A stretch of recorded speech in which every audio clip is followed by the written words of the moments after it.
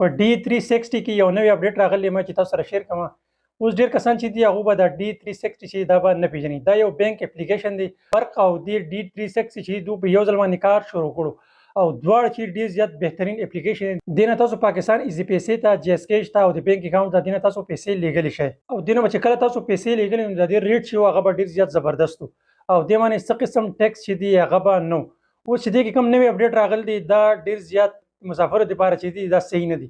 اوس چې دې نه کله تاسو هم پاکستان ته روپۍ لیږئ خپل جی اس کیش ته لیږئ ایزي پیسې ته لیږئ یا بینک اکاونټ ته لیږئ نو دې باندې دوی ټیکس لګولی دی.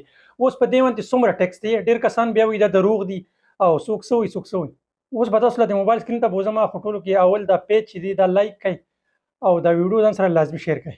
ښه ملګرو اوس به زه D360 تاسو ته ښیم چې دې باندې څومره ټیکس دی. ډېر کسان چې دي هغو بیا ثبوت غواړي. ټیک ده نو زه به اوس خپل کوم D360 بینک چې دی دا به زه اوپن کړم.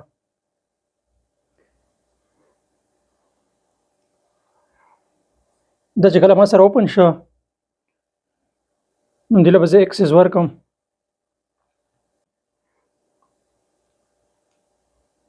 دا اوس ګوره دا چې کله اوپن شو دا اوپن شو نو اوس تاسو ګورئ دې ټرانسفر باندې زه کلیک کوم. دا ټرانسفر شو. اوس دا کوم زما ایزي پیسه ده دې ته زه پیسې لیږم. صحیح ده دې باندې به زه کلیک کړم. دې باندې چې ما کله کلیک کړم نو اوس تاسو ګورئ دلته نه زه دا کټ کوم او 10 ریال چې دې باندې به زه کلیک کړم. دې باندې چې کله ما کلیک کړ نو ډن باندې به زه کلیک کړم.